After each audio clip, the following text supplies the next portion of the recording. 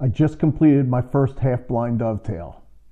In this video, I'll share with you my high-level process and 3 tips based on my experience to help you get greater results on Bud's workshop.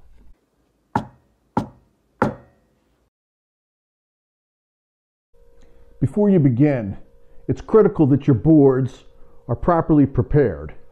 Any small imperfection can ruin your result. Be sure to check for square, and if out of square, correct it before you begin. Here you can see me using my shooting board to square up my boards. I find a shooting board as an invaluable tool to ensure I get accuracy that I need. You want to ensure your boards are smooth, flat, and square. Trying to flatten or smooth the inside after you're done your work will alter the fit of your joint and change your results. Now for my first tip. Use a shim. I made this shim out of MDF, just milled it down to 3/16 of an inch. Since my board is 3/4 of an inch, that'll give me a nice size end lap on my pin board. The shim also serves an important purpose in a later step, which I'll explain when clearing out the waste on the pin board. As you can see here, I first make a small knife mark on the end of the board and use that mark to set my marking gauge. Then I use that to mark the edge of the pin board. Next, I flip the board around and reset my gauge from the opposite side. By setting this measurement, I use it to mark all 4 sides of the tailboard to ensure we get the right depth of cut. Okay, before we start cutting the tailboards, let me share tip number 2 with you. Cut a rabbet. I use my table saw to make just a wisp of a cut. This will help with alignment in a later step, as you'll see. Here you see that I've clamped the 2 tailboards with their outside faces together in my vise. Maybe we just consider this a bit of a bonus tip.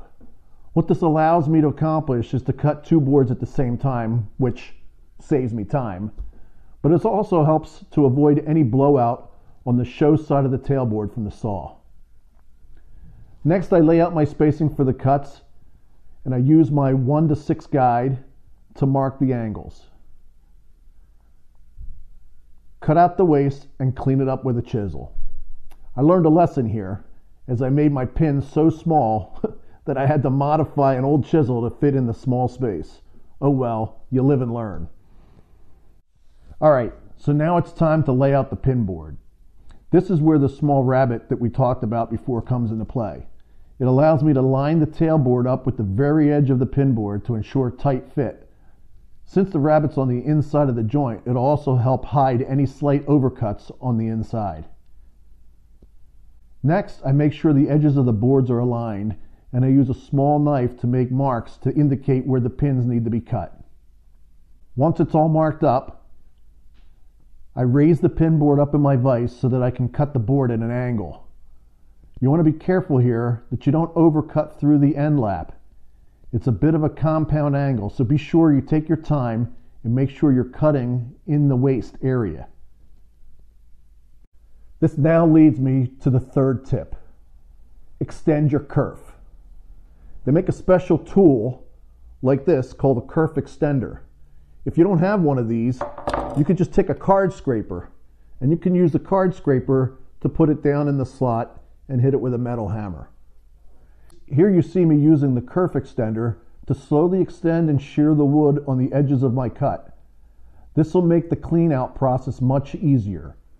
Notice that I don't go all the way through the first time. I take it maybe 1/4 of the way in, half of the way in, 3/4 of the way in, and then all the way in.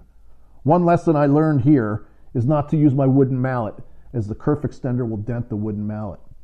I wound up switching later and using a steel hammer. Okay, now it's time to clear up more waste. As you can see here, I start by placing my chisel on the mark and giving it a light hit to set it. This will allow me to start coming in from the edge and chipping out the waste in a much cleaner, easier fashion. I'll repeat this process by resetting my chisel and then coming in and chipping out more waste.